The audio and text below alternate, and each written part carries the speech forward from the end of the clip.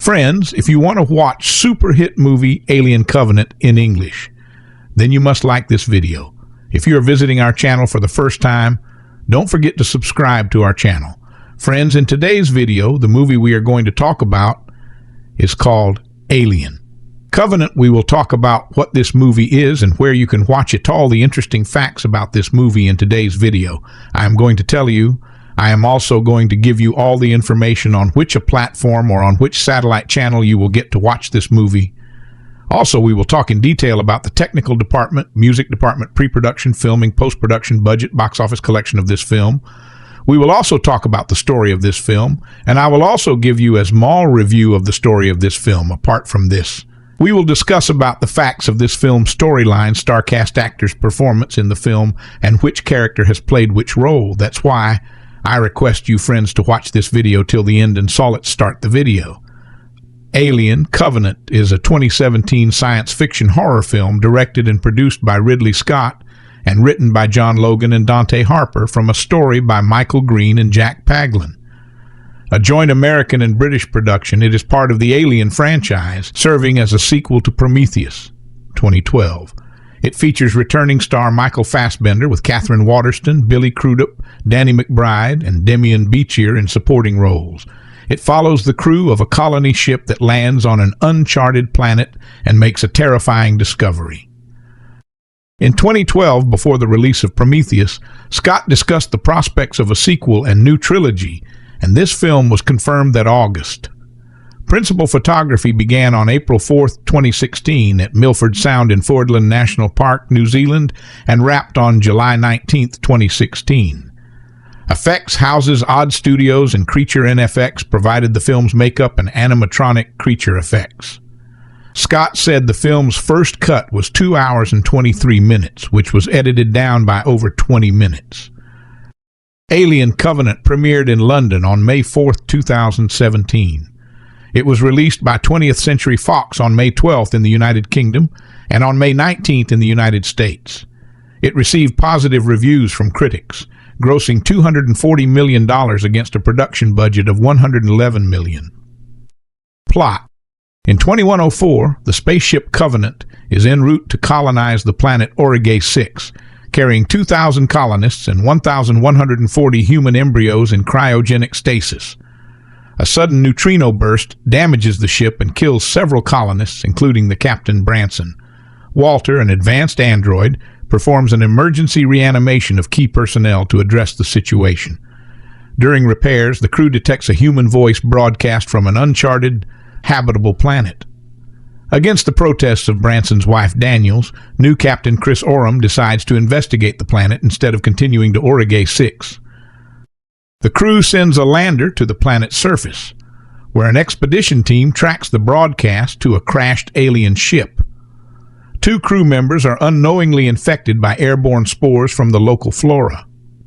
The spores fatally spawn alien creatures known as neomorphs, which rapidly grow and attack the team, destroying the lander in the process. One neomorph is killed before the survivors are rescued by David, a predecessor of Walter's model that was discontinued for being too human-like. David leads the survivors to a temple surrounded by thousands of dead humanoids. He claims that he and Chief Science Officer Elizabeth Shaw, the sole survivors of the spaceship Prometheus, which vanished 10 years earlier, arrived in the alien ship. However, they lost control and it crashed, leading to Elizabeth's death and releasing a deadly pathogen that annihilated the planet's fauna. The pathogen infects any living organism, either killing it or creating aggressive hybrids. David reveals his disappointment with Walter's model for lacking his creativity and humanity and derides their inventor, Peter Wayland, as unworthy of his creations. David confesses his love for Elizabeth, the only person who treated him kindly. When a neomorph infiltrates the temple and kills another team member, David attempts to communicate with it but becomes enraged when Oram kills it. Confronting David, Oram learns that the android has been experimenting with the pathogen to engineer new creatures. David tricks Oram into approaching a facehugger parasite, which fatally impregnates him with a xenomorph embryo. As the team searches for missing members, Walter discovers Elizabeth's dissected corpse, used by David in his experiments. David admits to releasing the pathogen deliberately and expresses his disgust for humanity, which he believes is a dying species that his creations will replace. Walter challenges David, pointing out inaccuracies in his understanding of human history, suggesting David's conclusions are flawed. David seemingly disables Walter, unaware of his self-repair abilities. David attempts to use Daniels as a replacement for Elizabeth, but Walter intervenes, fighting him. Meanwhile, Dan Lope, another team member, is attacked by a facehugger and later pursued by the now fully grown xenomorph. Ship pilot Tennessee uses Covenant's cargo lift to rescue Daniels, Lope, and Walter, who claims to have eliminated David. Daniels crushes the xenomorph with the lift's grabber arm, allowing the group to return to Covenant. The following morning, a xenomorph burst from Lope's chest, killing him. Daniels and Tennessee lure the creature into Covenant's terraforming bay and eject it into space. The ship resumes its journey to Aurigae 6. As Walter places Daniels into stasis, she realizes he is actually David. Before she can act, the stasis pod renders her unconscious. Posing as Walter, David sends a transmission claiming that the crew, except Daniels and Tennessee, were killed in the neutrino burst. He regurgitates 2 facehugger embryos, then assesses the slumbering colonists, planning to use them in his experiments. Cast Michael Fassbender as David 8 and Walter 1, 2 synthetic androids. David is an older model who was a crew member on the destroyed Prometheus, while Walter is a newer model who monitors the Covenant. Katherine Waterston as Daniels Danny, the chief of terraforming for the Covenant mission and the wife of the ship's captain, Jacob Branson. She is the third in command after Branson and Oram. Waterston said she was well aware of the comparisons that were going to be made between her and Sigourney Weaver's Ellen Ripley, but that she tried not to think about it too much while filming for fear of being intimidated. Billy Crudup as Christopher Chris Oram, the Covenant's first officer, then captain, and Kareen's husband. Oram is a man of faith. Danny McBride as Tennessee, the chief pilot of the Covenant and Maggie's husband. Demian Beecher as Dan Lope, the head of the security unit aboard the Covenant, and Tom Hallett's husband. Carmen Ejogo as Kareen Oram, the Covenant's biologist and Chris's wife. Jussie Smollett as Rix, the Covenant's navigator and Upworth's husband. Callie Hernandez as Upworth, the Covenant's communications officer and Rix's wife. She also has paramedic training. Amy Simons as Maggie Ferris, the pilot of the lander and Tennessee's wife. Nathaniel Dean as Tom Hallett, a member of the security unit and Lope's husband. Alexander England as Angkor, a member of the security unit. Benjamin Rigby as Ledward, a member of the security unit. Uli Latakefu as Cole, a member of the security unit. Tess Haubrick as Sarah Rosenthal, a member of the security unit. A number of actors appear in uncredited roles. Guy Pearce reprises his role as Peter Wayland, the trillionaire founder and CEO of Wayland Corporation, the Wayland-Yutani Corporation in later storylines, who died shortly before the destruction of the Prometheus. James Franco appears on screen in photos and a video as Jacob Branson, the original captain of the Covenant and deceased husband of Daniels. He also appears in deleted scenes and a short promotional prologue to Covenant. Noomi Rapace, who played archaeologist Dr. Elizabeth Shaw in Prometheus, appeared in a short promotional prologue to Covenant that was set in the period between the 2 movies, but does not act in the final cut of the movie itself, though her voice is heard from the planet early in the film, and her image and voice appear later. Other credited parts include Lorelei King as the voice of the Covenant's computer mother. Goran D. Clute is credited in 2 roles as both a neomorph and a xenomorph, while Andrew Crawford is credited as a neomorph. Production. Development. Alien Covenant is the 2nd film in the Alien prequel series and the 6th installment in the Alien franchise. It is the 3rd Alien film to be directed by Ridley Scott. In 2012, prior to the release of Prometheus, the first prequel, the 5th Alien film overall, director Ridley Scott began hinting at the prospect of a sequel, as Prometheus had left many questions unanswered.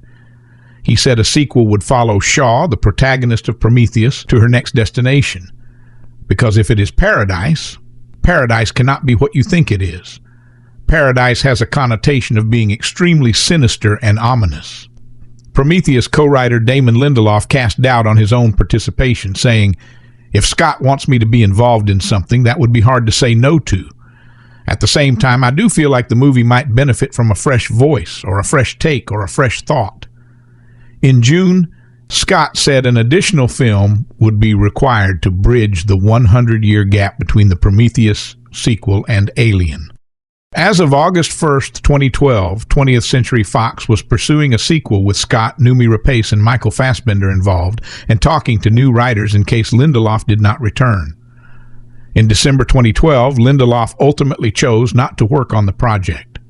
Early on, Scott stated the film would feature no xenomorphs, as he wanted to phase the xenomorph out to focus on David 8, whose AI was the new alien life form. Better source needed. He later made statements confirming the xenomorph's presence in the film, mainly due to feedback to Prometheus. On September 24, 2015, Scott disclosed the film's title as Alien: Paradise Lost. In November 2015, he revealed the new title was Alien: Covenant, and that filming would begin in February 2016 in Australia. An official logo, synopsis, and release date were released on November 16, 2015. In an interview about the development of the David character since Prometheus, Scott described the dark turn David would take in Covenant. He hates them. He has no respect for engineers and no respect for human beings. Writing. The initial screenplay was written by transcendent screenwriter Jack Paglen in June 2013. In March 2014, Michael Green was hired to rewrite Paglen's script. Dante Harper later wrote a new script, but an extensive rewrite was performed by screenwriter John Logan. Logan had previously worked with Scott on Gladiator. For Logan, the main concept was to adopt a dual plot line for the film that would combine the horror elements of Alien with the philosophical elements of Prometheus. He said, "With Alien Covenant, I just really wanted to write something that had the feel of the original Alien, because seeing that movie was one of the great events of my youth. It was so overpowering in terms of what it communicated to me and its implications that when I started talking to Ridley about what became Alien Covenant, I said, that was a hell of a scary movie. I wanted to write a horror movie because the grand guignol elements of Alien are so profound. We tried to recapture that with Alien Covenant, while also trying to pay homage to the deeper implications of Prometheus. In terms of tone, pace, and how we chose to play this particular symphony, we wanted to create a really frightening movie." Pre-production. In late August 2015, Scott confirmed that he had started scouting locations for the film. In October 2015, the Australian government attracted the production of this film and of Thor Ragnarok to Australia by providing $47.25 million in grants. Woz Productions Limited, a subsidiary of 20th Century Fox, visited Tianau, New Zealand on March 28, 2016 to scout locations for filming in Fiordland. Casting. In August 2015, it was announced that the film would star Rapace and Fassbender, while Rick Barnett was in talks to join the cast. That December, Katherine Waterston was cast in the lead role of Daniels. It was Waterston's second film alongside Fassbender after Steve Jobs. Summer Glau, Carolyn Murphy, and Alice Eve were also being considered. Darius Wolski, longtime collaborator with Scott, was confirmed to serve as the film's cinematographer. In 2016, Ridley Scott stated that Noomi Rapace would not reprise her role of Elizabeth Shaw. However, in June, it was announced that Rapace would shoot a week's worth of scenes, though no new footage of hers appeared in the final film. Creature designer Carlos Huante said in a 2019 interview that he believed it was the studio's decision to remove her from the film. In February 2016, Danny McBride, Demian Bichir, Jussie Smollett, Amy Seimetz, Carmen Ejogo, Callie Hernandez, Billy Crudup, and Alexander England were reported to have joined the cast. In March 2016, newcomer Benjamin Rigby also joined the cast. In December 2016, it was announced James Franco had been cast in the role of Captain Branson, husband to Daniels and captain of the Covenant. The role of Branson in the film was limited to a cameo appearance of the deceased captain. Production design. Adam Savage went on a tour of several of the props and stage sets used in the filming, which included an alien spaceship which had first appeared in Prometheus. This set had to be recreated for Alien Covenant, as the set used in Prometheus had been destroyed. In an article for The Hollywood Reporter, Patrick Shanley interviewed the art director for the film, Damian Drew, and creature design supervisor Connor O'Sullivan regarding the involvement of the San Diego Zoo and its representative Rick Schwartz as a consultant for the design of the realistic effects of the creatures and xenomorphs appearing throughout the film, as Scott wanted a more organic feeling to the creatures as opposed to the biomechanical inspiration of H.R. Giger, which had inspired the creature designs in the original films. Scott provided anatomical studies and references from La Specula, a natural history museum in Florence, to O'Sullivan as inspiration. The visual effects VFX supervisor Charles Henley summarized the several vendors that were used to support production of the visual special effects seen in the film when the selection process was discussed, stating, "Both history and need guided the decisions on which vendors we used." Ridley had worked with MPC on many previous projects, in particular Prometheus, for which I was moving picture companies, MPC, VFX supervisor, as well as The Martian. There had been a lot of great digital double and creature work done at MPC on recent projects, so there was confidence they should be the lead facility. Framestore had recently worked with Ridley on space for The Martian. Similarly, Animal Logic now had the original crew who did the holograms for Prometheus. Also, as we were shooting in Australia, there was good reason and incentives to use Australian-based companies, and so Luma and Rising Sun came on board. Filming principal photography for the film began on April 4, 2016, at Milford Sound in Fiordland National Park, New Zealand, and wrapped on July 19, 2016. Some footage was also filmed at Leavesden Studios in England, which included reshoots. The complete list of countries used for filming were listed by BFI in Sight and Sound as the United Kingdom, United States, Australia, and New Zealand. Previous partial lists often listed only one of the 4 countries involved in the development and production of the film. Effects houses Odd Studios and Creature NFX provided the film's makeup and animatronic creature effects, respectively, while Australian-based effects house Animal Logic provided the film's digital visual effects.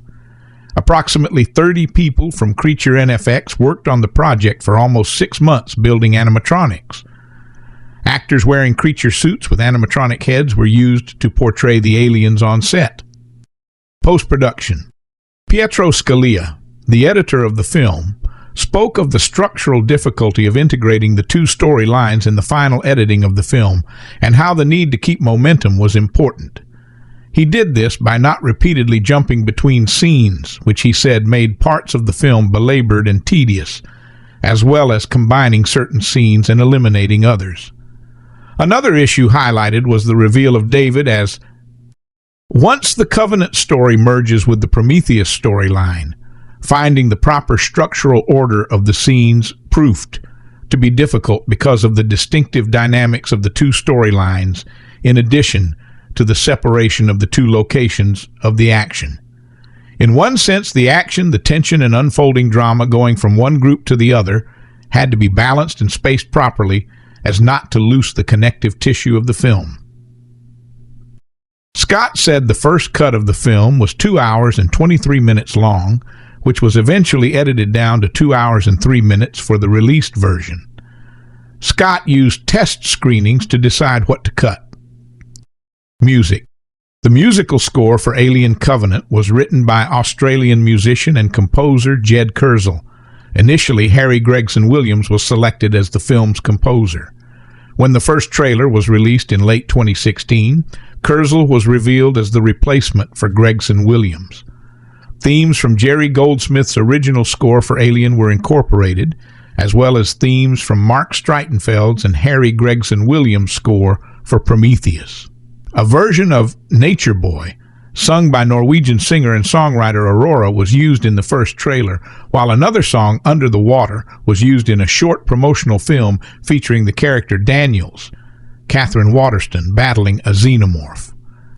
Melanie DeBiasio's track, I Feel You Eels remix was used as the soundtrack for the in-universe short film Meet Walter, starring Michael Fassbender, that was created to promote the film. Additional song credits include theme from Alien composed by Jerry Goldsmith, Das Rheingold, Scene 4, Entrance of the Gods into Valhalla, composed by Richard Wagner, in the soundtrack, incorrectly called by David as Das Rheingold Act 2. The opera has only one act. Take Me Home, Country Roads by John Denver, The Man Who Broke the Bank at Monte Carlo by Fred Gilbert, Ancient Flute, Life and We Were Right, composed by Harry Gregson Williams, and Let Me Down Easy by Paolo Nutini. Release. In the run-up to release, 20th Century Fox released a number of short prologue films as part of the marketing for Alien Covenant. The first, called Prologue, Last Supper, was directed by Ridley Scott's son Luke Scott and features the crew of the Covenant having a last meal before they enter cryosleep. The second prologue, called The Crossing and directed by Ridley Scott, reveals what happened to Elizabeth Shaw, Noomi Rapace, and the android David, Michael Fassbender, following the ending of Prometheus. Better source needed, another was called Meet Walter, starring Michael Fassbender, and directed by Luke Scott, which was a fictional advertisement for the Walter series of androids.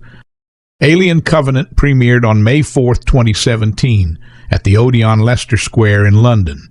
The film was released on May 19th in the United States. It was originally set to be released on October 6, 2017, before being moved up to August 4th, and then again to its final date. The version of the film released in China on June 16, 2017, was 6 minutes shorter than the version released elsewhere due to censorship, with most of the scenes involving the aliens and a scene where the two characters played by Michael Fassbender kiss having been cut. Home media. The film was released in Japan on September 15, 2017. The Blu-ray, DVD, and 4K Ultra HD releases of the film came out on August 15, 2017. The home release includes an audio commentary by the director and 22 minutes of deleted scenes and unused footage from the first cut of the film. Adaptation. Novelization.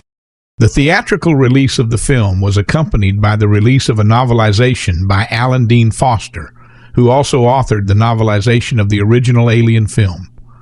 A companion volume about the film's art and stage design was released at the same time, written by Simon Ward, entitled The Art and Making of Alien, Covenant. A second Covenant novel by Foster was initially billed as a sequel to the film, Alien Covenant 2, before being revealed to be a direct prequel to Covenant under the title Alien Covenant Origins. Titan Books, as publisher of the book, released a plot summary in advance of its release on September 26, 2017. As the colony ship Covenant prepares for launch and the final members of the crew are chosen, a series of violent events reveals a conspiracy to sabotage the launch. Yet the perpetrators remain hidden behind a veil of secrecy. The threat reaches all the way up to Hideo Yutani, the head of the newly merged Wayland Yutani Corporation, when his daughter is kidnapped. Is the conspiracy the product of corporate espionage, or is it something even more sinister? While Captain Jacob Branson and his wife Daniels prepare the ship, Security Chief Dan Lope signs a key member of his team, and together they seek to stop the technologically advanced saboteurs before anyone else is killed, and the ship itself is destroyed in orbit. Virtual reality. On April 26, 2017, 20th Century Fox released Alien Covenant in Utero, a virtual reality interactive demo teaser for Alien Covenant for the Oculus Rift and the Samsung Gear VR. The experience was produced by Ridley Scott Associates, Fox Next VR, Moving Picture Company, Mach 1, AMD Radeon, and Dell Alienware.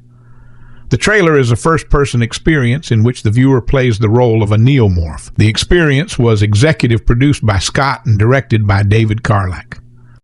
Reception. Box office. Alien Covenant grossed a worldwide total of $240.9 million, including $74.3 million in the United States and Canada, and $166.6 million in other countries, against a production budget of $111 million. The film was a disappointment at the U.S. box office compared to Prometheus, which had grossed a worldwide total of $403.4 million. Fox released the film in several countries before the United States. It was released in 34 markets, where it debuted to 40.1 million, opening at number 1 in 19 of them. Its overall rank for the weekend was second behind the continued run of Guardians of the Galaxy Vol. 2.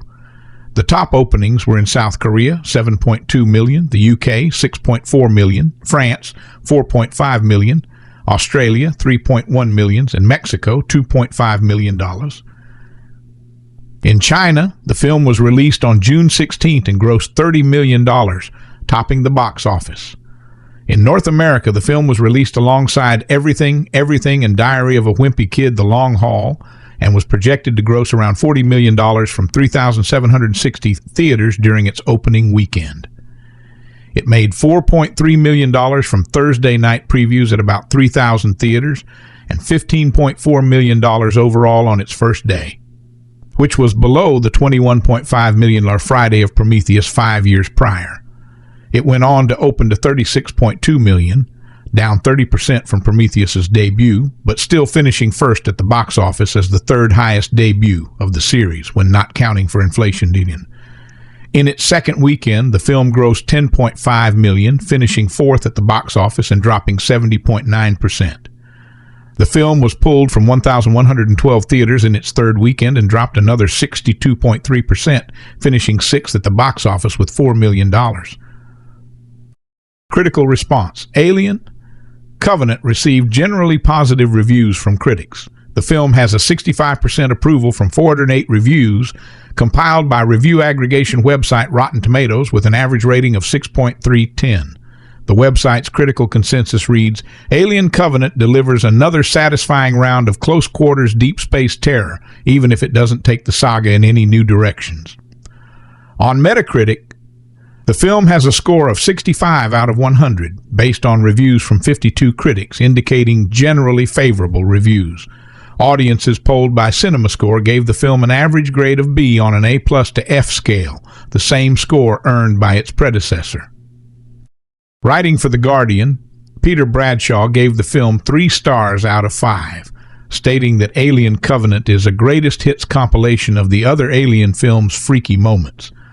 The paradox is that though you are intended to recognize these touches, you won't really be impressed unless you happen to be seeing them for the first time.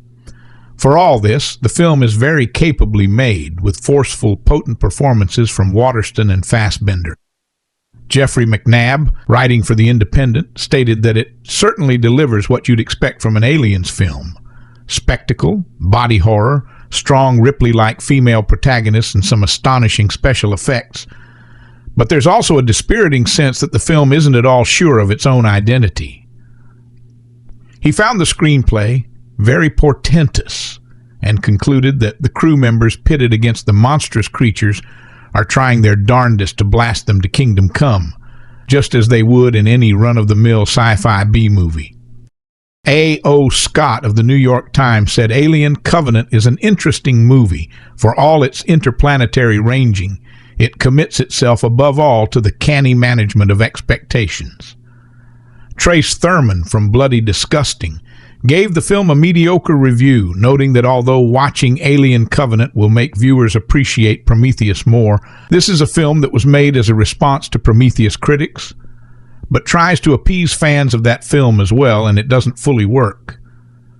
He also criticizes the overfamiliarity of the climax and insufficiently developed characters. Collider's review of the film stated that Scott finds himself stuck between two constructs, the action horror beats of an Alien film and the weighty, ponderous themes of a Prometheus movie.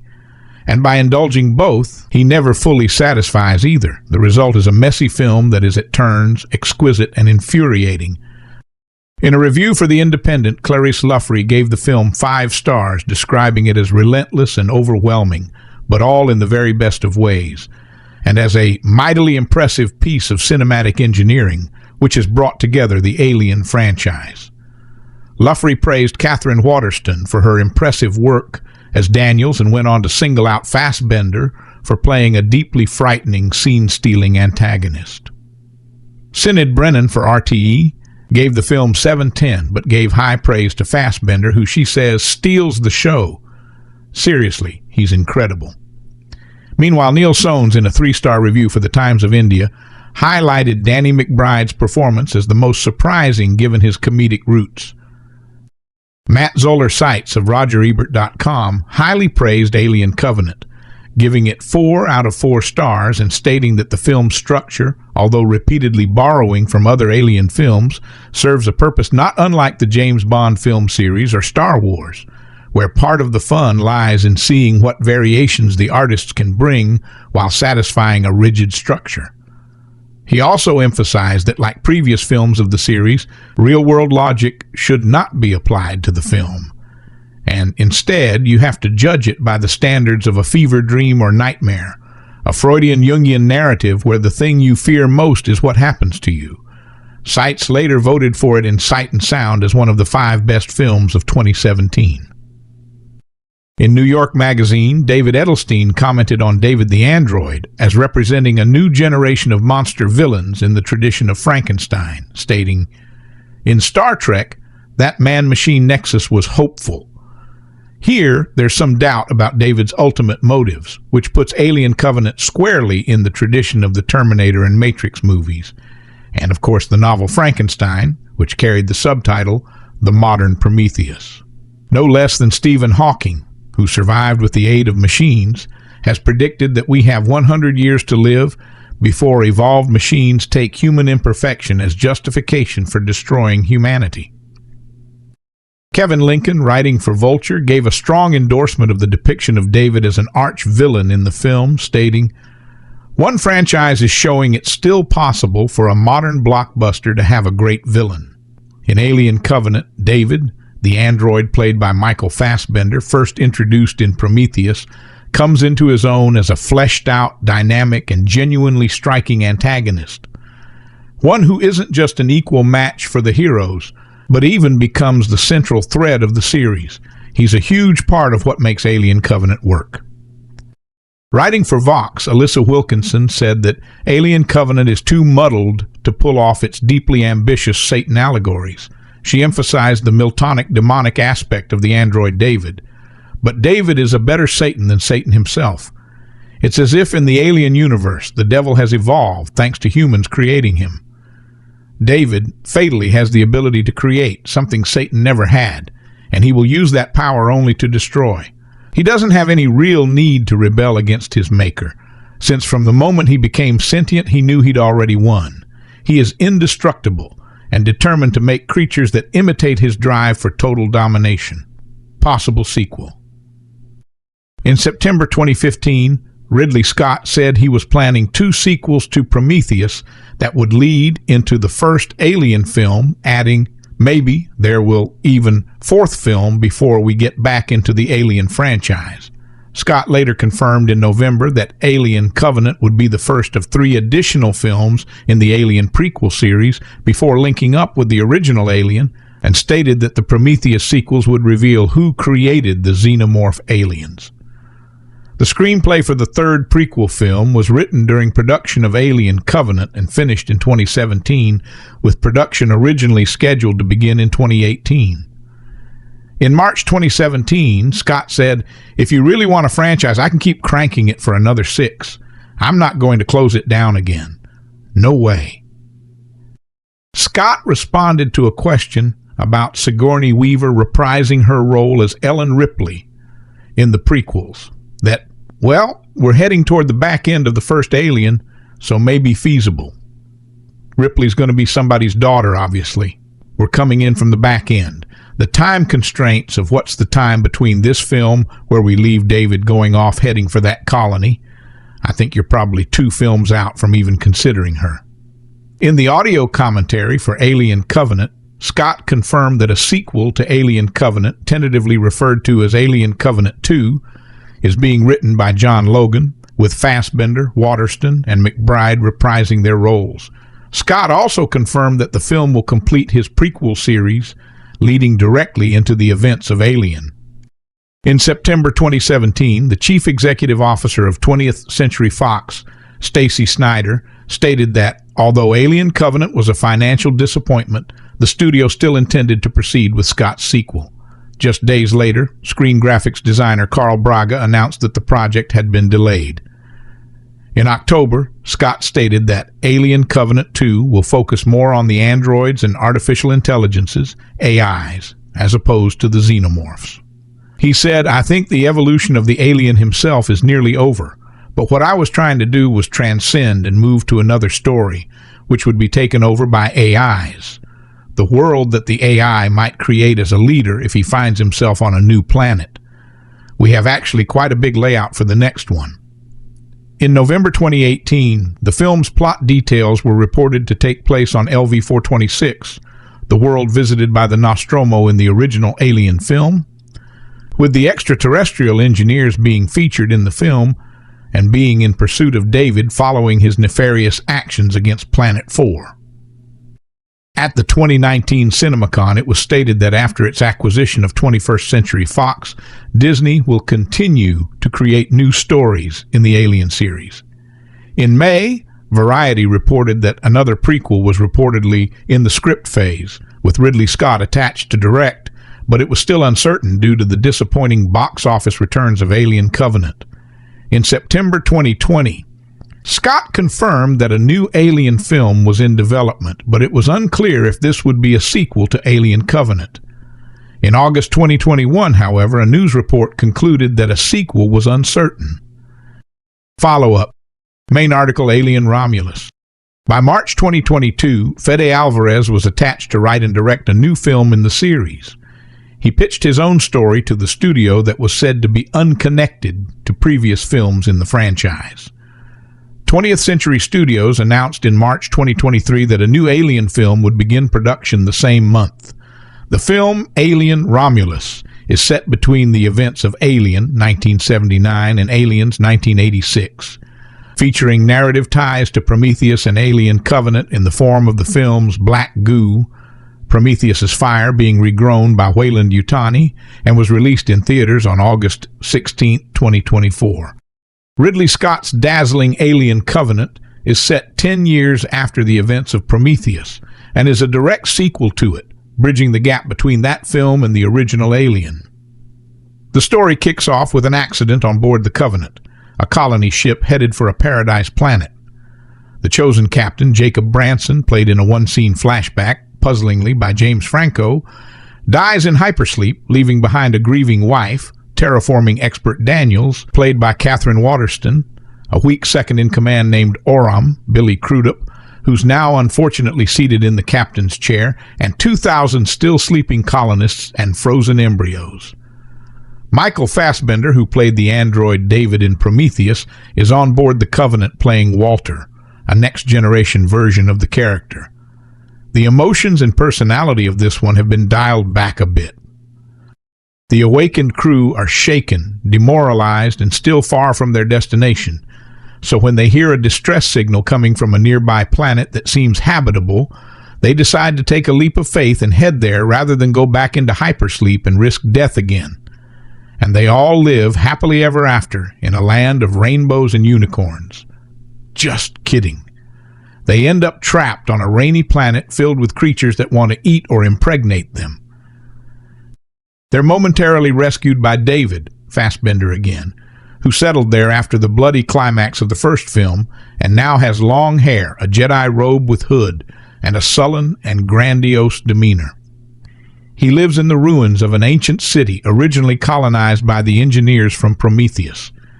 Daniels, who is determined to realize her late husband's dream of building a cabin by the edge of a lake, went along with Oram's plan to detour to this new world, but now feels trapped and hopeless.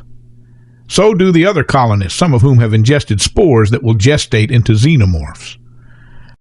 If this sounds a bit like a variation on the plot of every Alien film ever, that's because it is.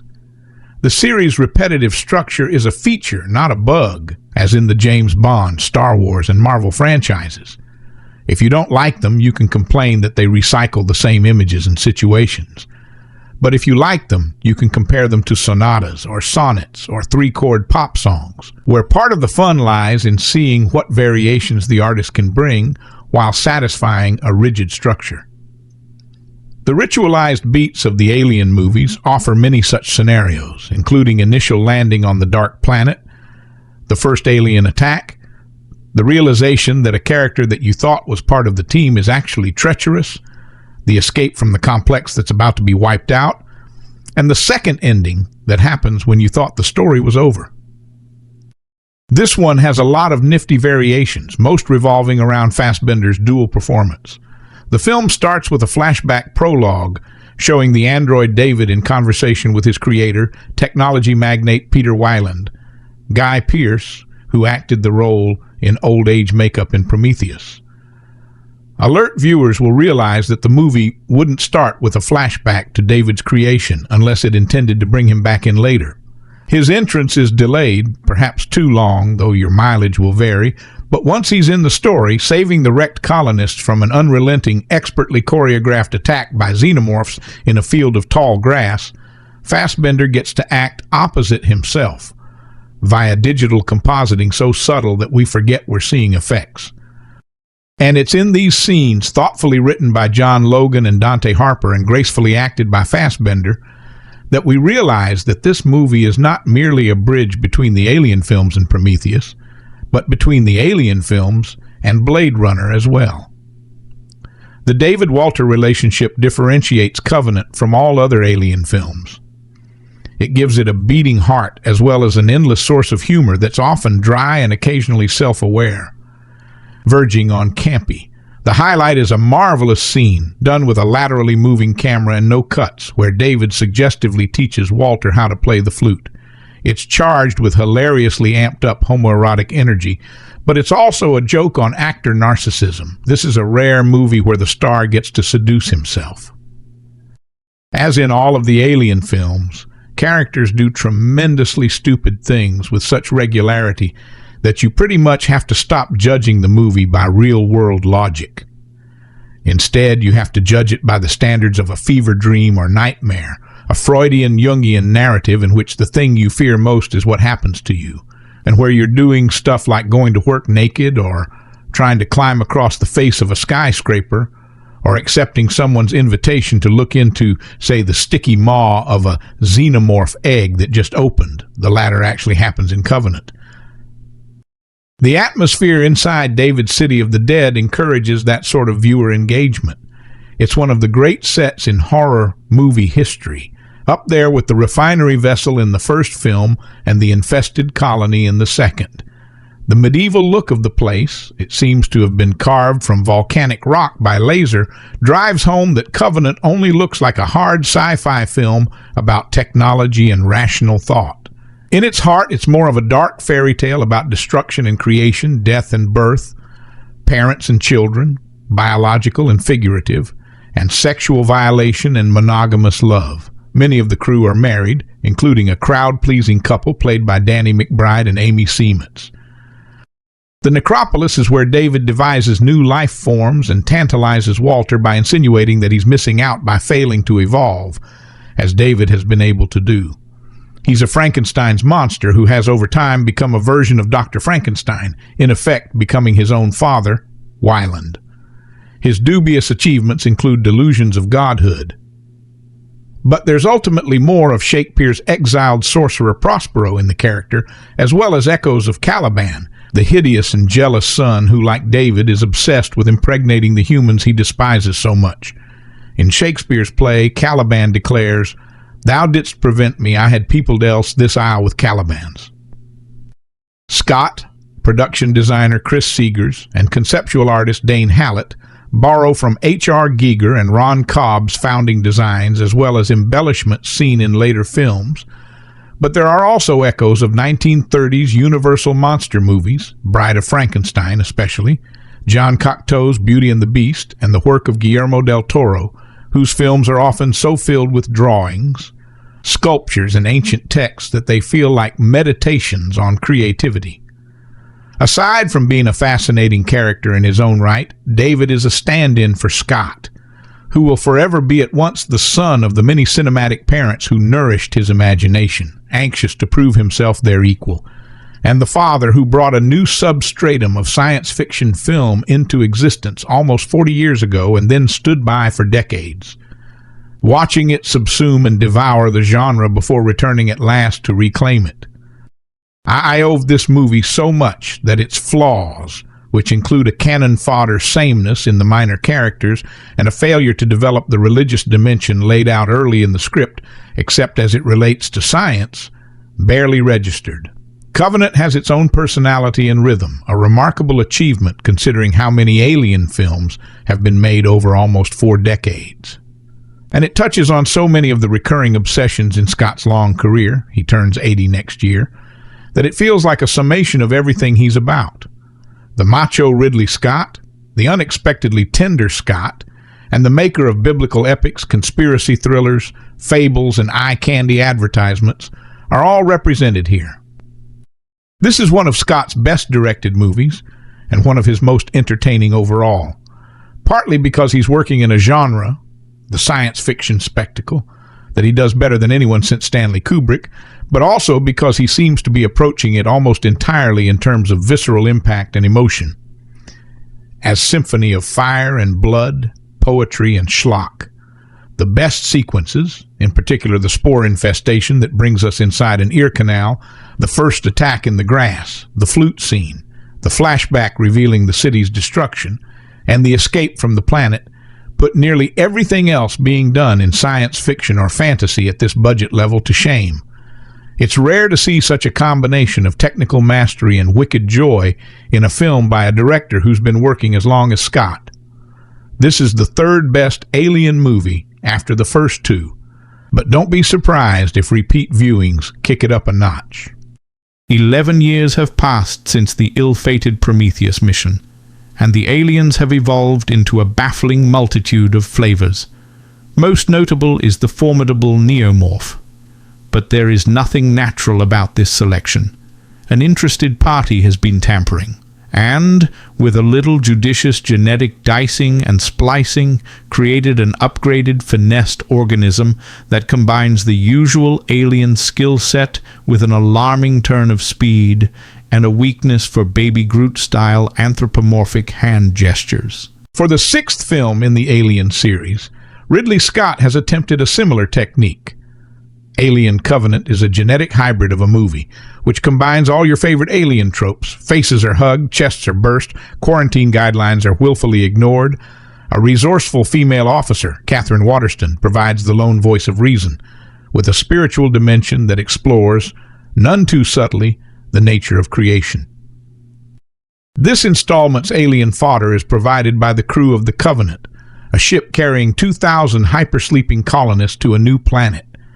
A next-generation synthetic person, Walter, Michael Fassbender, takes care of maintenance and drudge work until a freak incident wakes the crew. The captain fries before he can escape his sleep pod. His grief-stricken wife, Daniels Waterston, finds it easier to confide in Walter, the emotionally neutered android, than face the pity of her shipmates. The crew pick up the fragmented strains of John Denver's Take Me Home, Country Roads. Denver's music is having a movie moment after twinkling through the carnage in Free Fire, and pinpoint the signal to a nearby, seemingly habitable planet.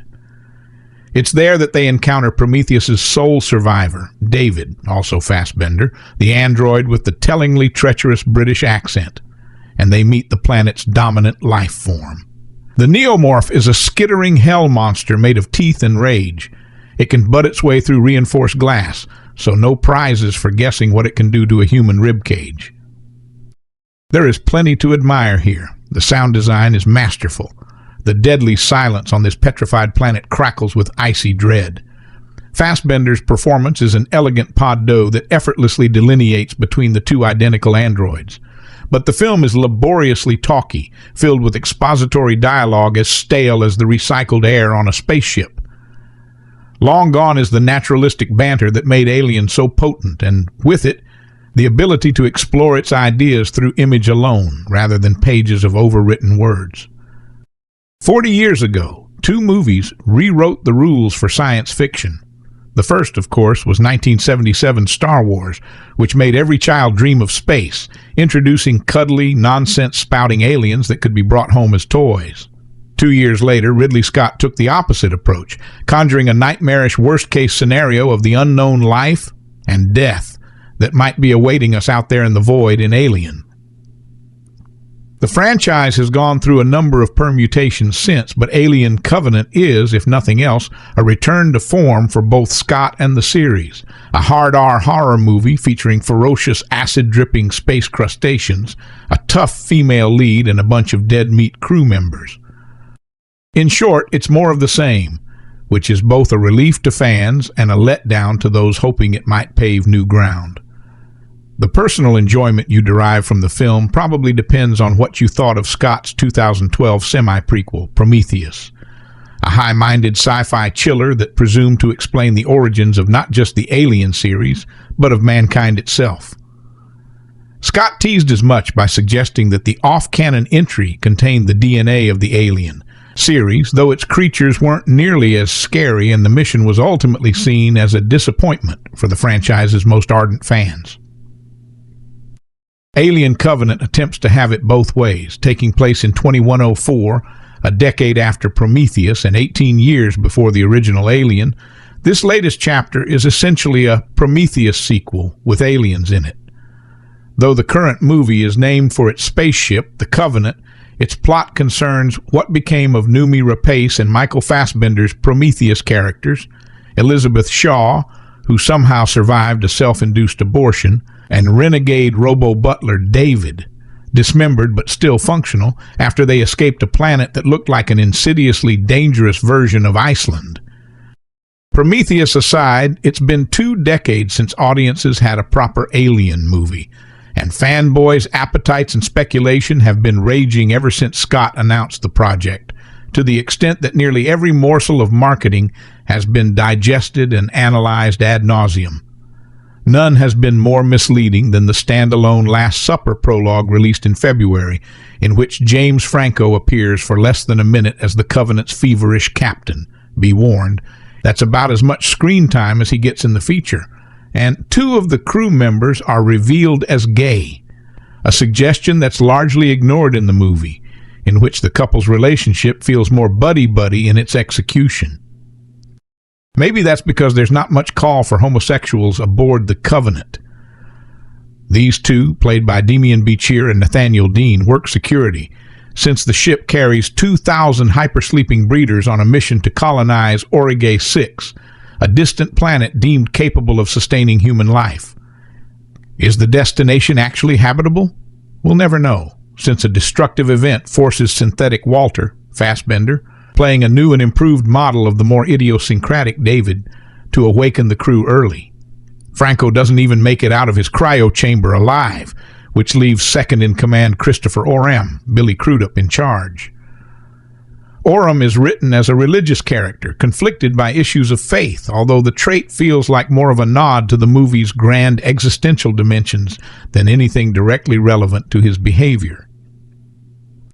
No matter what your belief system, Prometheus floated a blasphemous alternate theory for the origin of mankind, tracing it back to a race of giant marble-skinned beings revealed to have created life on Earth, and who later cultivated a virus capable of wiping out all animals on the planet, including humans.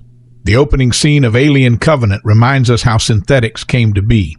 They were the creation of a human named Wayland, Guy Pearce, whose android son, David Fassbender, has been obsessed with the idea of creation ever since, experimenting with a toxic black liquid he discovered in Prometheus.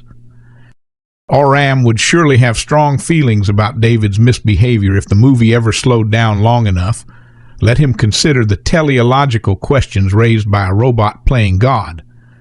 Instead, Oram's role is to redirect the mission to a nearby potentially habitable moon, which might shorten the mission, but violates all kinds of logic when you consider that the 2,000 deep-sleep pioneers on board the Covenant are all bound for another destination entirely.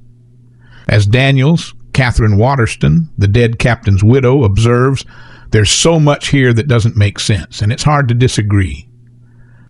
Still, in an effort to appease Alien fans, Scott has returned the series to its horror movie roots, unleashing a sequence of gory death scenes as 4 aliens body snatch and otherwise terrorize the crew.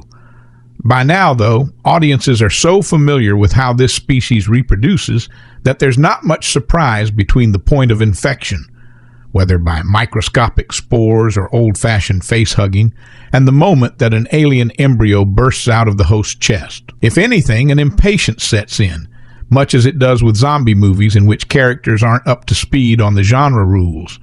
In the world of Alien, humans don't recover from these close encounters. Once someone catches the virus, he or she is already a goner.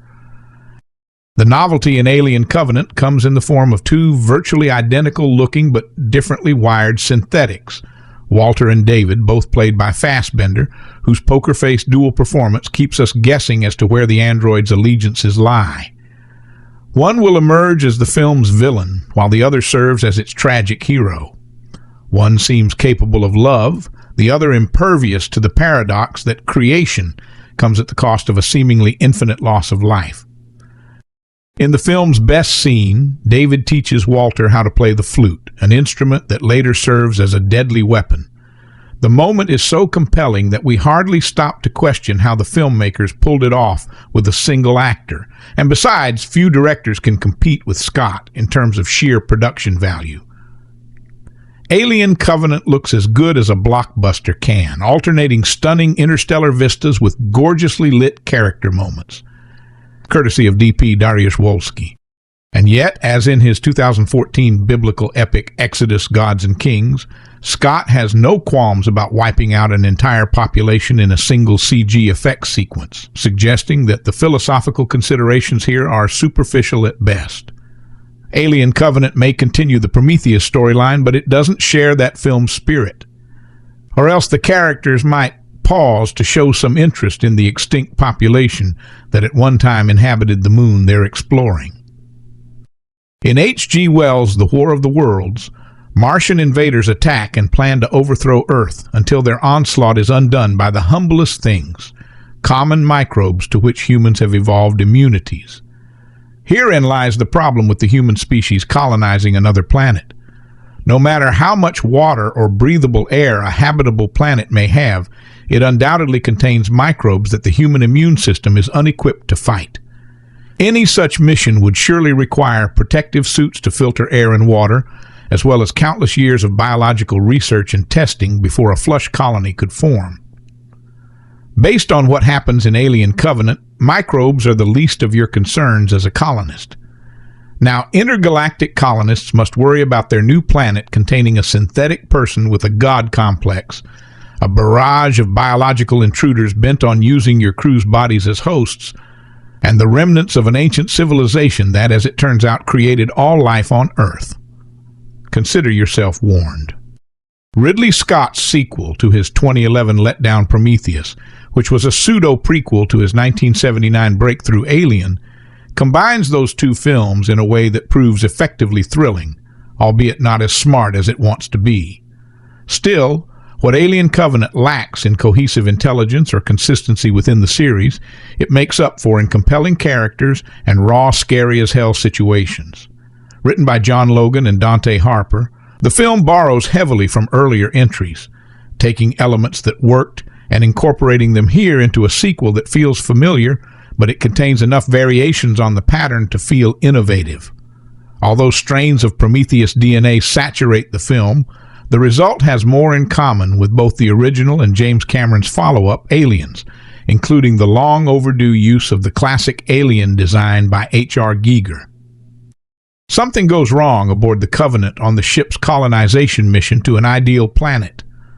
The captain, James Franco, for some reason seen only in a flashback, dies, leaving the nervy leader, Orem, Billy Crudup, to take command of the vessel, its thousands of colonists and colonist embryos in hypersleep, and the dozen members of the awakened maintenance crew.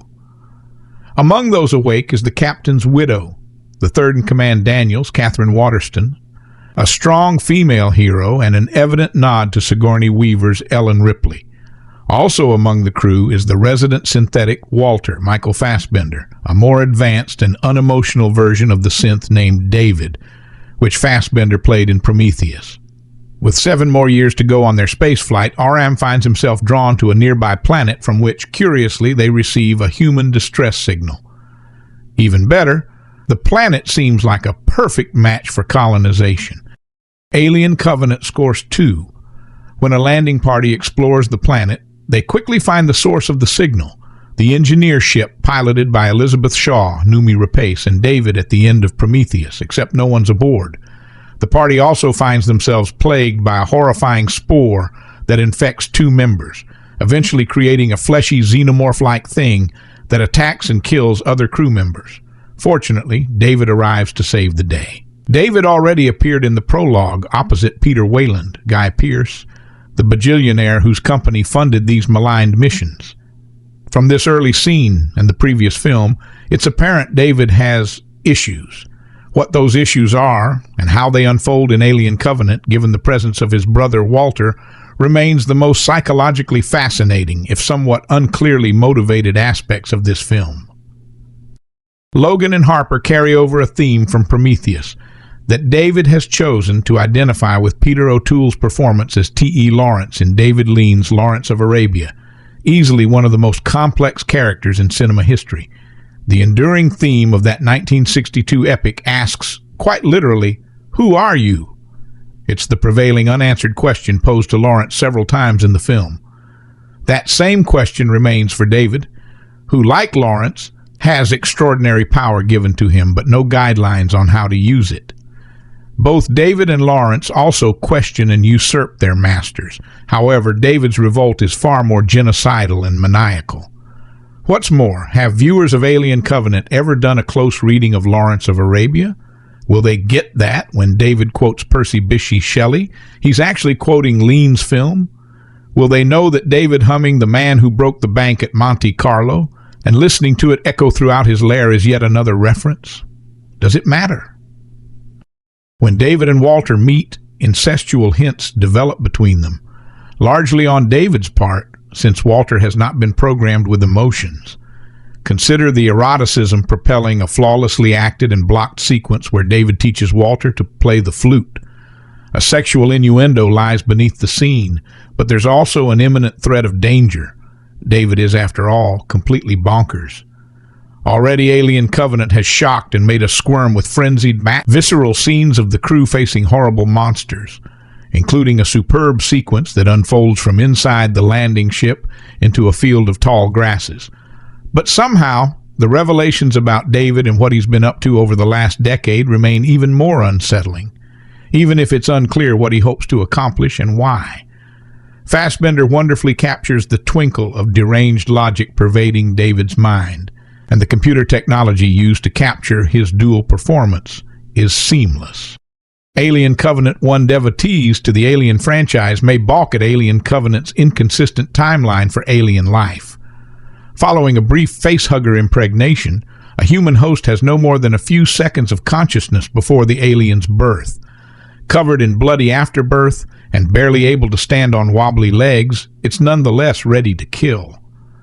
The miniature alien enters a growth cycle that feels rushed to get the full-sized creature onto the screen. In both Alien and Alien 3, the xenomorph takes hours, perhaps even days, to reach adulthood, and the stages of its development are signaled by slimy globs of shed skin lying about to build suspense. The alien in this film takes minutes to reach adulthood, as if to accommodate the contemporary viewer's overstimulated, AD-rattled brain. When it finally appears in the form Giger designed, Scott makes an unfortunate choice to render the creature in full, unobstructed view. Scott withholds nothing, therein removing the mystery that accompanied the original's fear of the unknown. Moreover, the alien is almost exclusively shown in CGI, complete with a distractingly lowbrow use of alien vision POV shots that don't seem to fit with the rest of the film, stylistically. Such minor yet no less annoying incongruities throughout the franchise have been present since Alien Resurrection introduced a silly-looking alien-human thing and aliens that roared instead of hissed. To be sure, the mythology of the Alien franchise has been scattershot at best, leaving everything after Aliens to feel off somehow. That's 31 years of feeling off. But then, Alien Covenant marks the third or fourth best film in the franchise. It builds at a measured pace in the opening, recalling the first film. Covenant's crew behaves like blue-collar workers rather than the soul-searching bores and scientists in Prometheus. The cast, which also includes Danny McBride, Carmen Ejogo, Amy Seimetz, and Demian Bichir, lends the film a wide array of personalities and types to keep the proceedings varied. And of course, Scott has delivered a gorgeous-looking film.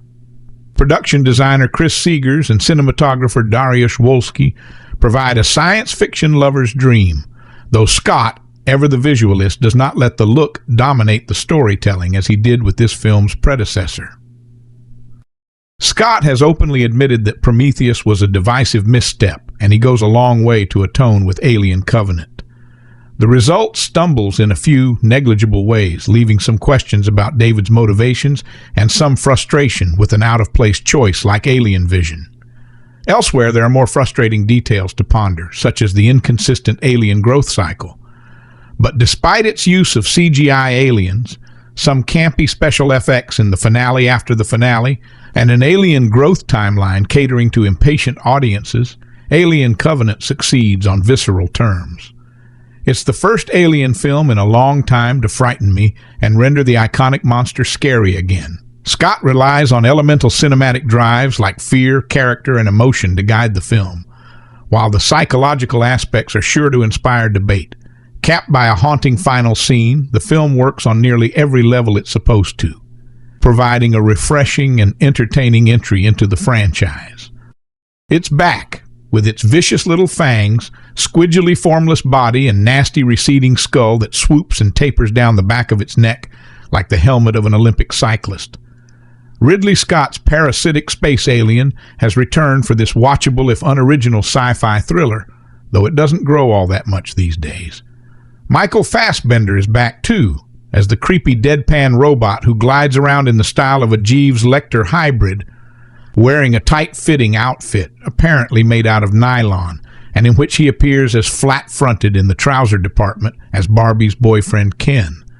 And Scott himself has again returned to the helm of the Alien franchise he effectively created with the first film in 1979, before ceding directorial control to James Cameron, David Fincher, and Jean-Pierre Jeunet for the sequels, and others for the novelty bouts with Predator.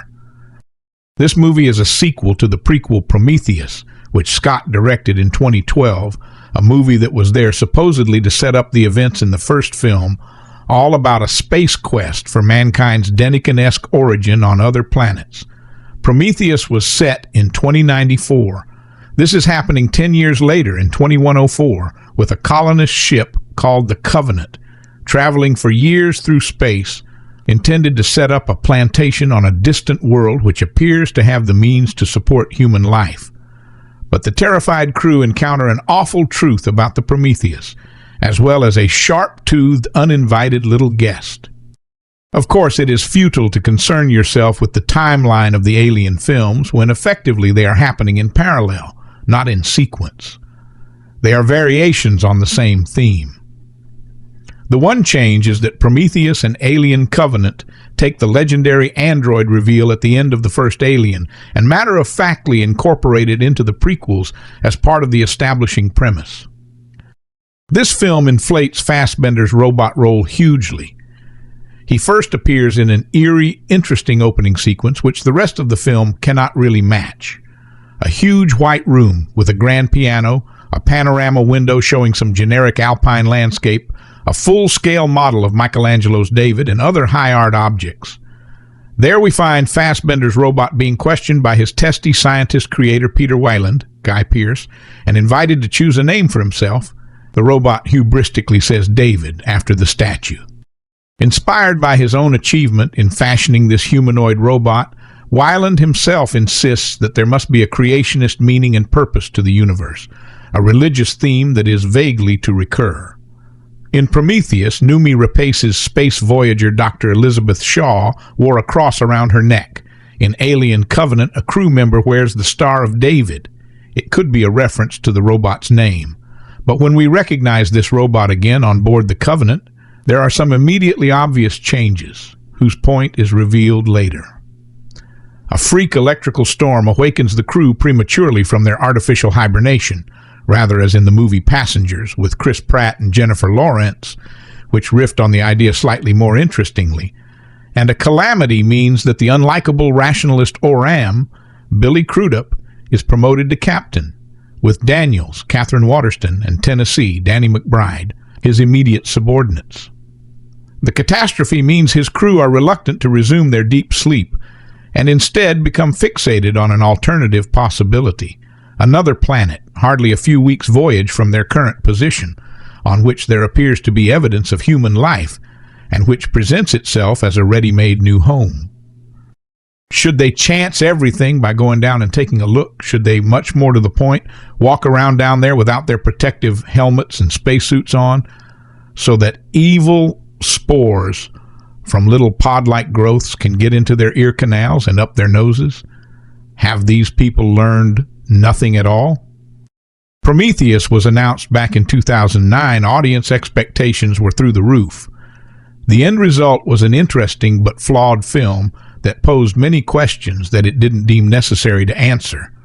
Worst of all, though, is that it didn't actually feel like an alien film after that film's mediocre box office return and slightly above average critical reception. 20th Century Fox and director Ridley Scott decided to make its sequel a little more alien-like to please fans. Jump to 27, and we've got Alien Covenant, but the results are decidedly mixed. This is a film that includes many of the best parts of the Alien franchise, but none of the heart. Before I get started with this review, I should point out that I'd like Prometheus not as wild about it as John Squires is, but I'd like it like many others.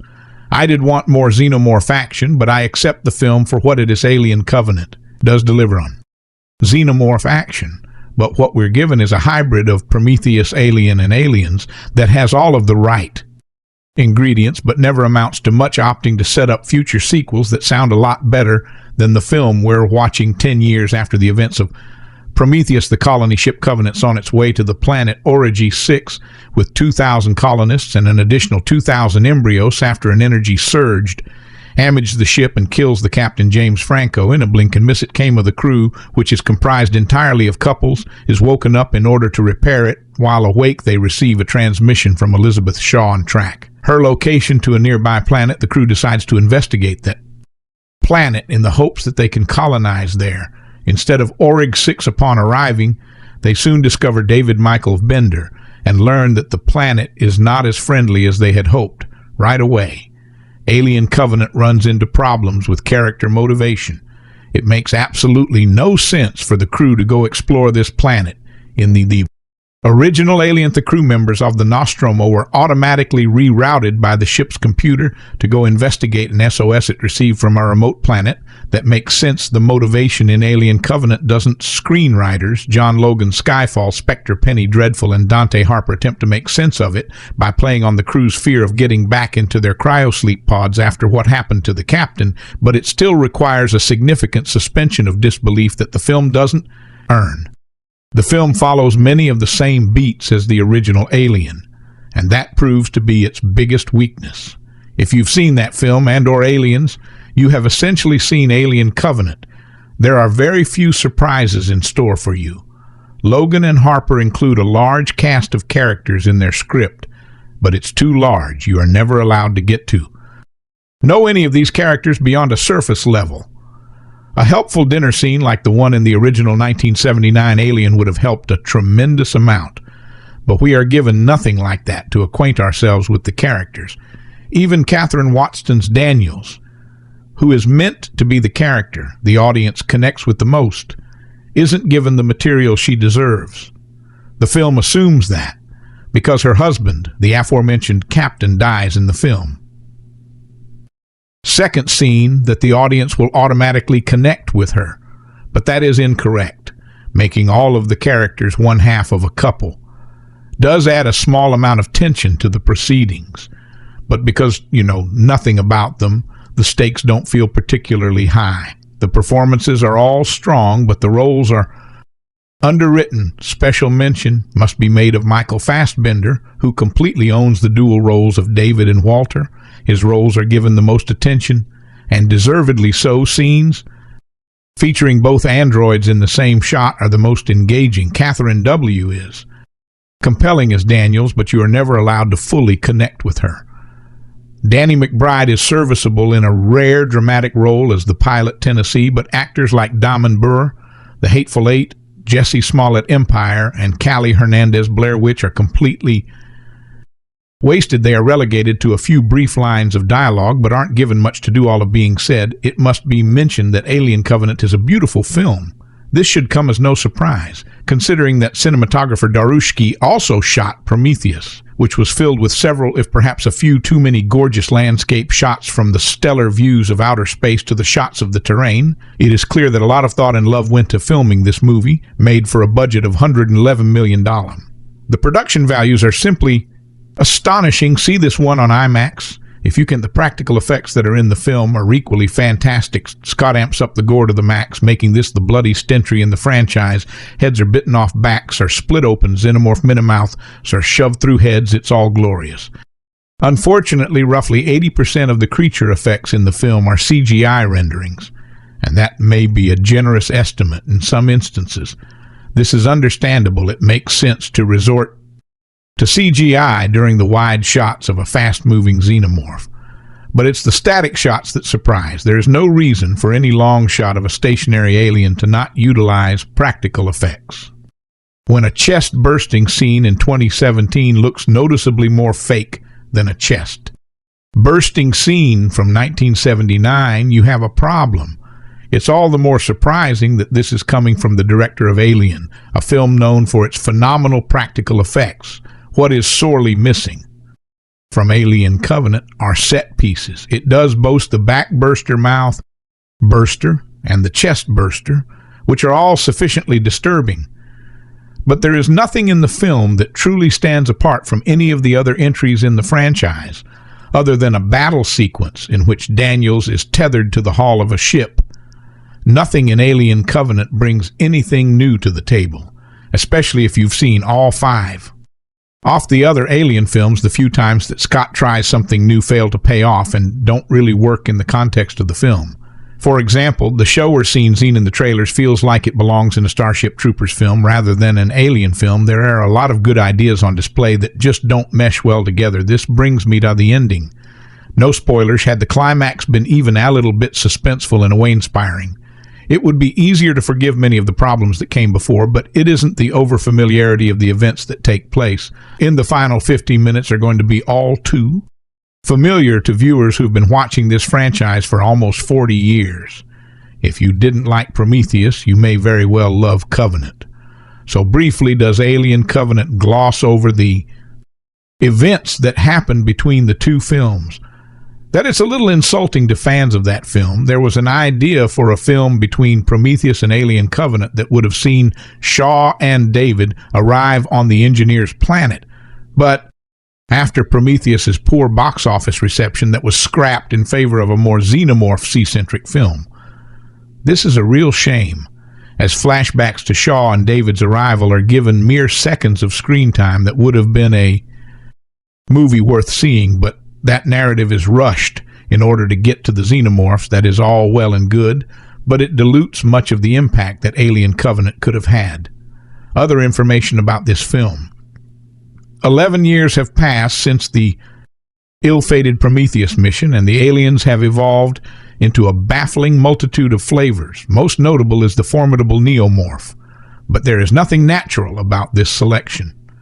An interested party has been tampering and, with a little judicious genetic dicing and splicing, created an upgraded, finessed organism that usual alien skill set, with an alarming turn of speed and a weakness for Baby Groot-style anthropomorphic hand gestures for the 6th film in the Alien series.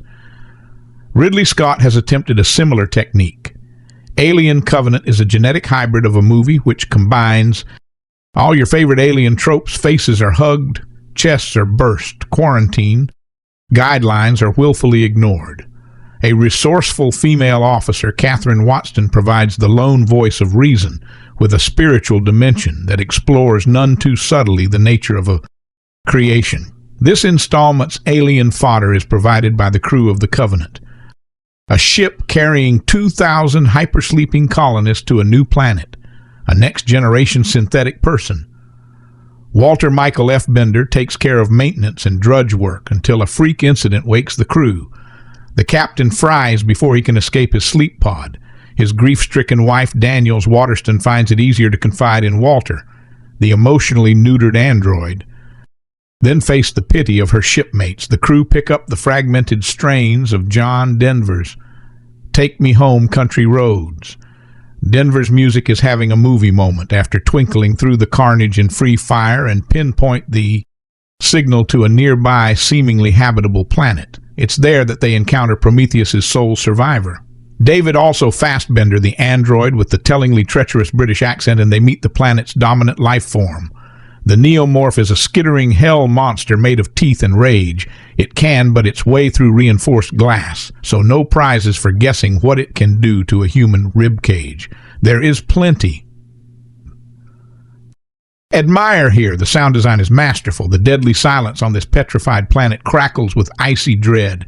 Fassbender's performance is an elegant pod that effortlessly delineates between the two identical androids. But the film is laboriously talky, filled with expository dialogue, as stale as the recycled air on a spaceship. Long gone is the naturalistic banter that made Alien so potent, and with it the ability to explore its ideas through image alone rather than pages of overwritten words. The next chapter in Ridley Scott's Alien prequel franchise is finally here, and although it may be far from the best, it largely delivers on what you'd expect from an Alien film.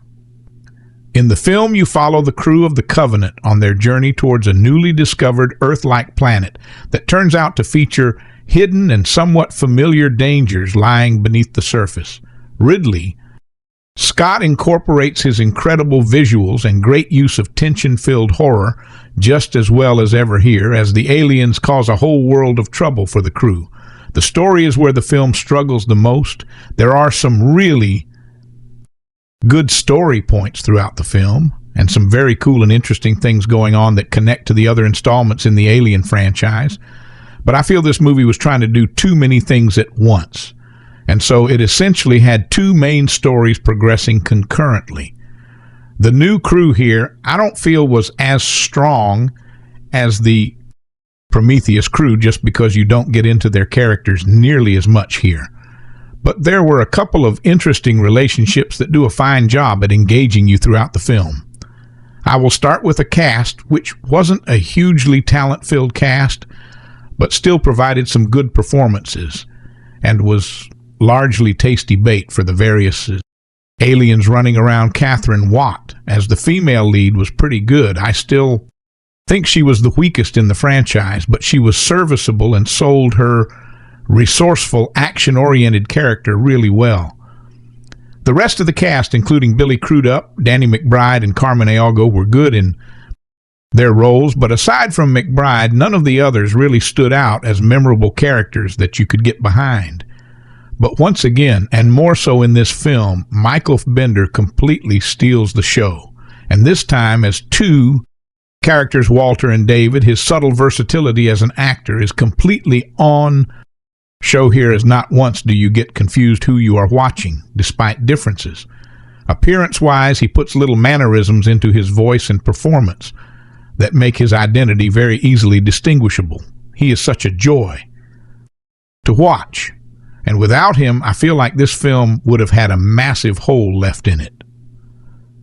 Okay, now the story of the film, as I mentioned, follows many different plots and side plots. There are a few very, very interesting ones, and the content explored in those scenes had me completely hooked.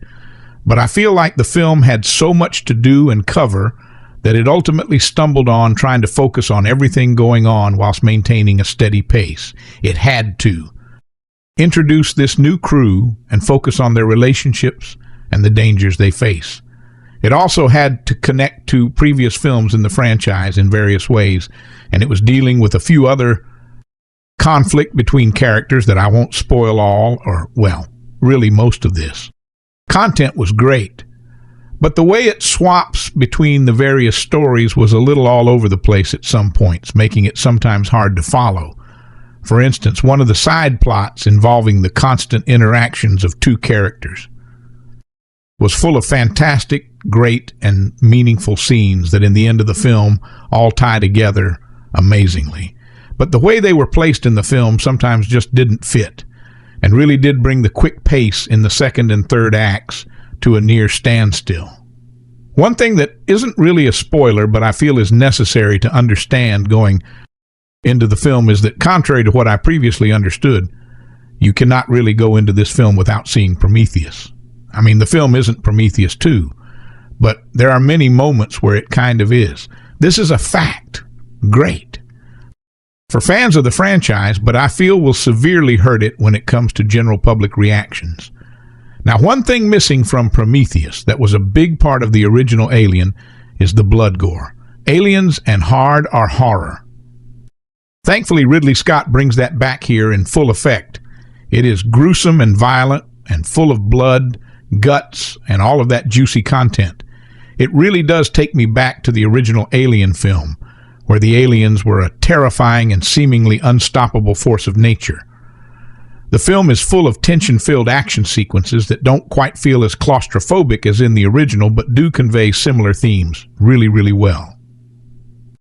The score in this film isn't quite as good as in Prometheus, but there were two moments in the film where, because of the score, I lost it. But due to spoilers, that explanation will be omitted from here too. So in the end, Alien Covenant is a good film, but doesn't quite reach the greatness of the original Alien, and in my opinion is very far from Prometheus. The crew was good. The lead performances were pretty good, with Michael F. Bender, the obvious standout throughout the film. The reintegration of brutal horror into the franchise was a very welcome addition and gave it that classic 1979 feel, despite the various story arcs focusing on interesting and very engaging content. The way they are all edited in throughout the film is a little all over the place, making some things a little difficult to follow in the moment and leading to quite a bit of downtime in between fast-paced, action-oriented moments. Obviously, for Alien fans, there is a lot more you can delve into regarding the lore, but I think people who enjoy this sci-fi horror genre can still get a good kick out of it. More details. Covenant is the second installment in the Alien prequel series, where director Ridley Scott unveils the origins of the classic monster Xenomorph. His first prequel, 5 years back, Prometheus received quite a lot of flack from fans for introducing a keen, bald albino instead of the answer to where the alien came from. So he's back on the helm this time, following a new group of colonists. They include Daniels, Katherine Waterston, and android assistant Walter Michael F. Bender, and end up landing on an unfamiliar planet where strange creatures lurk. Also, on the planet is the android David Michael F. Bender from Prometheus, who seems to have his own shady agenda to follow despite its reputation. I liked Prometheus. It definitely wasn't an Alien prequel, but it was still the beginning of an intriguing sci-fi mythology Scott was writing, and I was on board with it. At the same time, I was also fine if Scott decided to go back to the horror roots of the franchise. So really, it shouldn't have been that hard to impress me with this film. To its credit, the film is actually fairly strong for the first act. Its visuals don't disappoint, being a Ridley Scott film, and with it brings an underlying sense of dread at what this strange new world will unleash. And when the albino morph, neomorph, whatever finally comes out, it's a pretty tense sequence. And if the film had kept like that, I would have liked it a lot more. But that is when the biggest problem of this film shows itself. A split personality disorder in its story and tone. It is way too obvious Ridley Scott meant to continue his own sci-fi story. But because fans gave him so much asterisk T over Prometheus, he had to squeeze in a xenomorph somewhere in there, and an albino xenomorph, for good measure. In fact, I don't need to speculate, he openly admitted in an interview that it was fan backlash that caused him to integrate aliens into the plot of Covenant.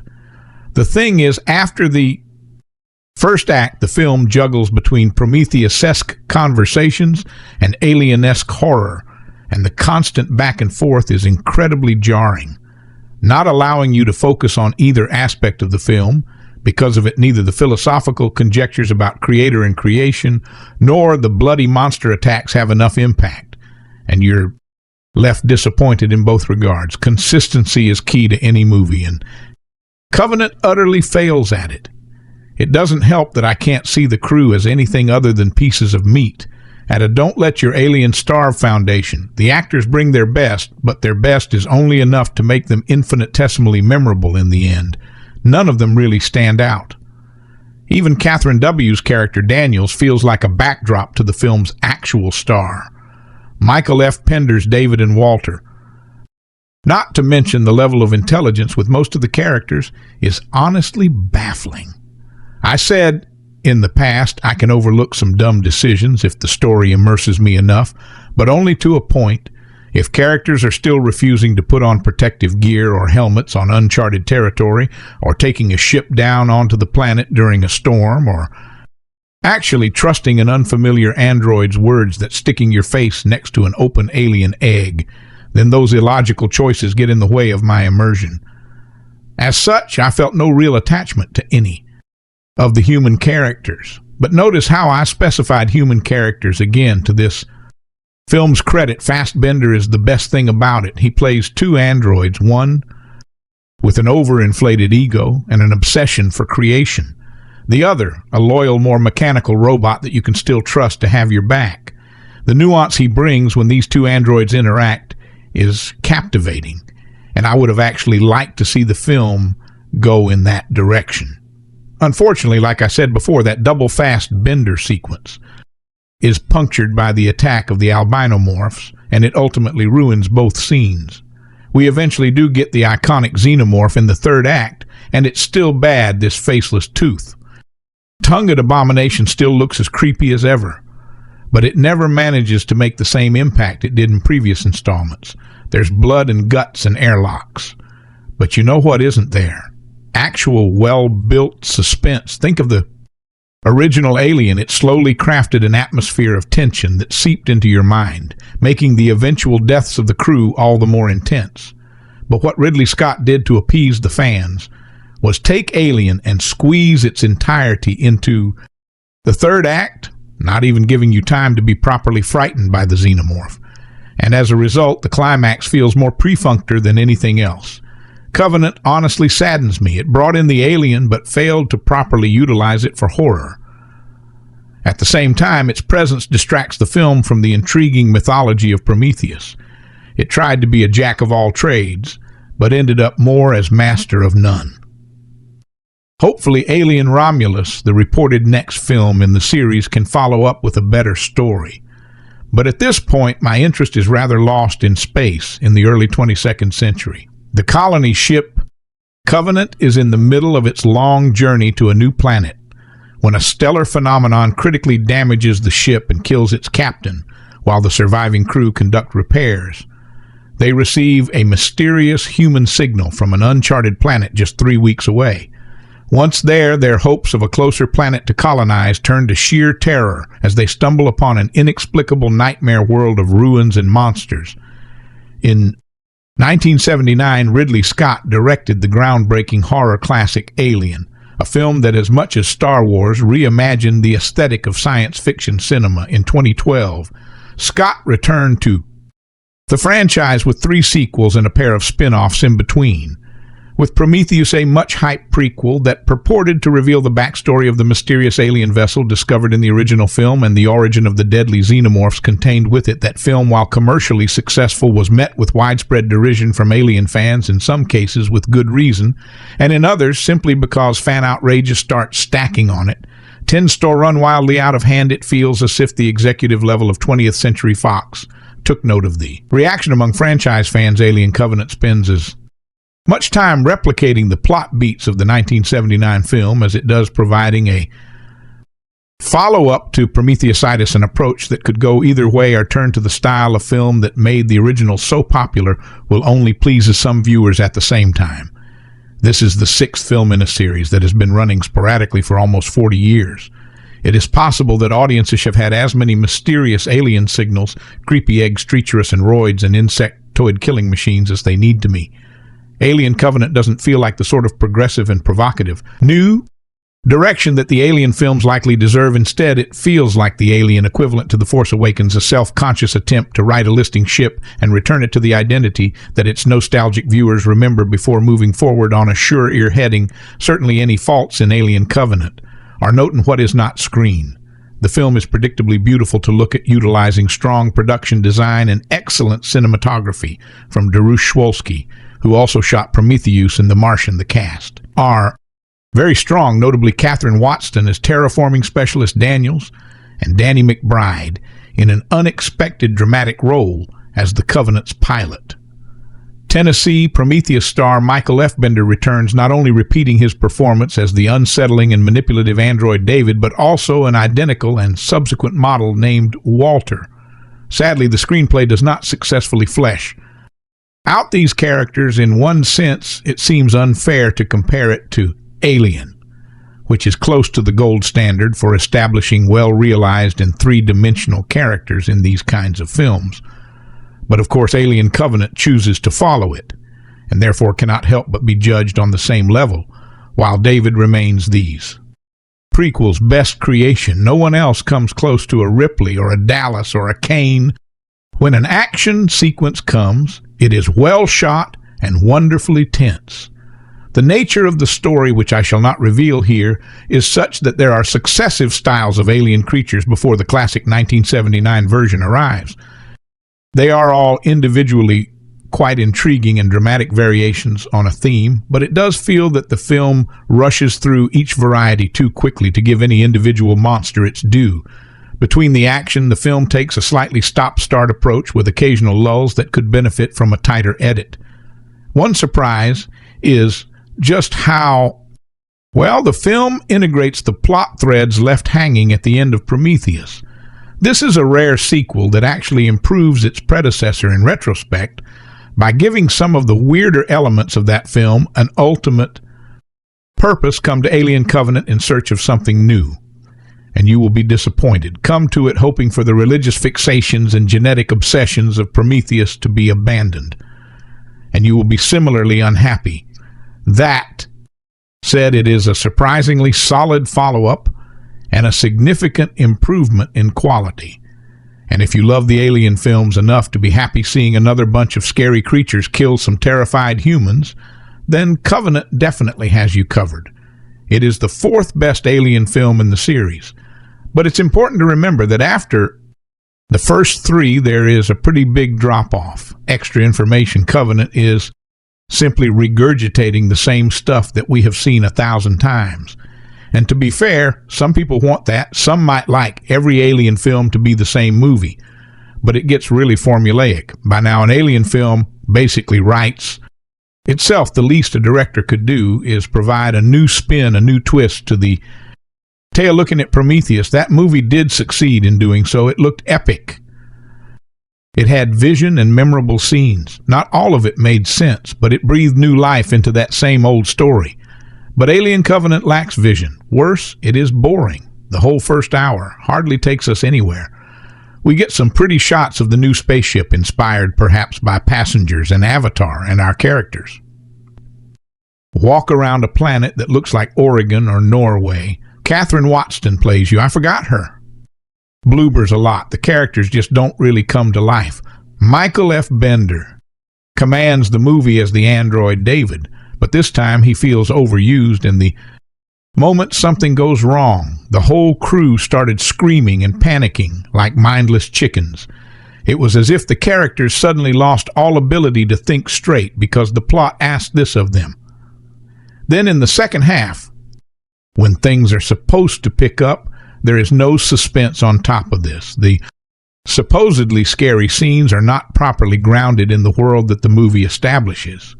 For example, the sparse industrial ship that the crew arrived on also had a luxurious two-person shower, just so that we could film an alien shower scene straight from some 80s slasher movie. Also, this giant colony ship only has one tiny shuttle to transport people to a planet. Covenant feels slapped together as needed to be found within a weekend. The writers simply let the previous films lead them. The solution or continuation of the story of Prometheus feels unsatisfying because it enters the film out of nowhere and had much greater potential for wonder and imagination, but that is now unfortunately lost to us.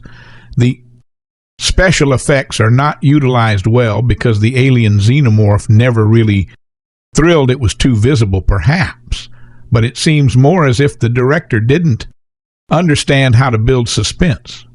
Well, big vistas were clearly matte paintings that had no feeling of depth.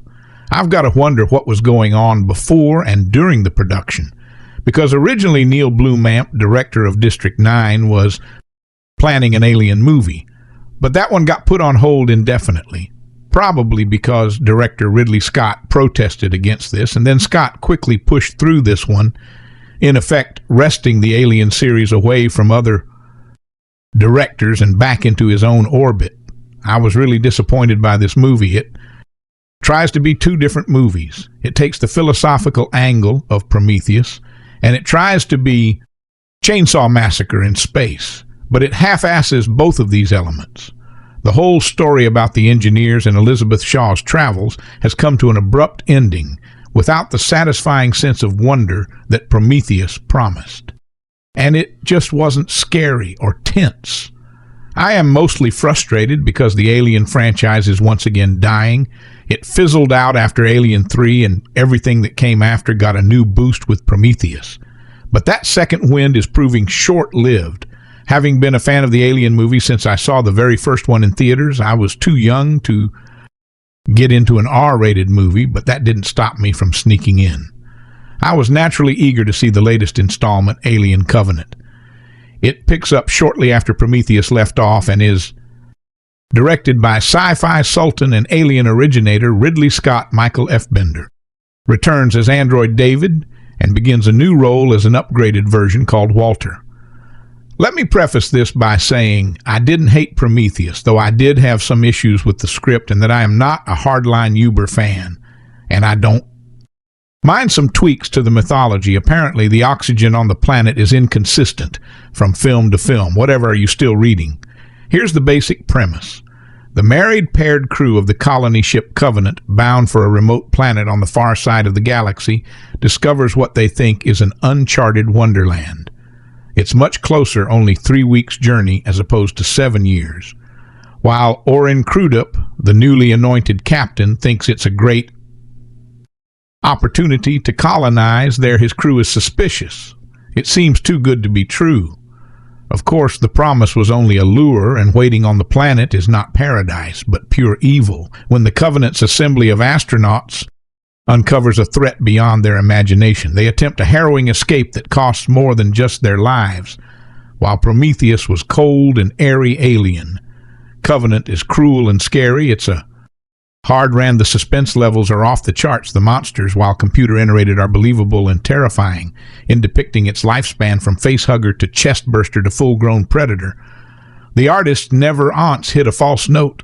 It's a wet, gooey movie, too slick, saliva bloody barrage, and skin sing by caustic acid are only a few of the agony suffered by the hapless fodder crewing the Covenant. With couples adds dimension to the story, as it raises the stakes when one or more are in peril, and it all makes perfect senses since they are sent out to colonize. In addition to themselves, there are several embryos on board. As ever, Scott casts each actor to perfection, no matter how small the role, and each is given his or her own fully realized personality. Crew members include several TV actors: Danny McBride from Eastbound and Down, Damon Buren from The Bridge, and Jesse Smollett from Empire. Taking center stage is, of course, Fassbender in 2 excellent roles, and Royd Walter is more human, while David has become more inhuman than anyone could ever have predicted. Katherine Waterston is ostensibly the Ripley of the story, but she makes her own waves as Daniels. When we meet Daniels, she's a heartbroken widow. When we last see her, she's a hard-hearted alien killer. This film, directed by Ridley Scott, screenplay by John Logan, Dante Harper story by Jack Blinn, Michael Green, produced by David Goer, Walter Hill, Ridley Scott, Mark Huff.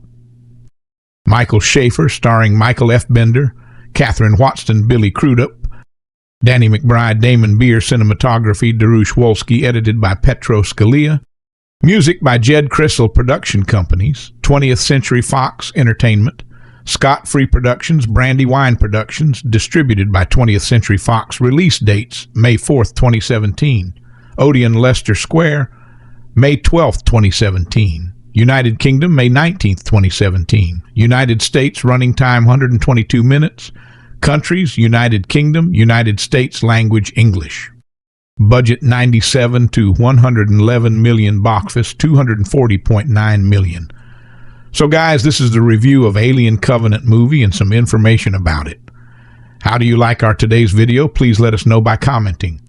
And if you like this video, please like it, share it, and don't forget to subscribe to our channel. Thanks for watching.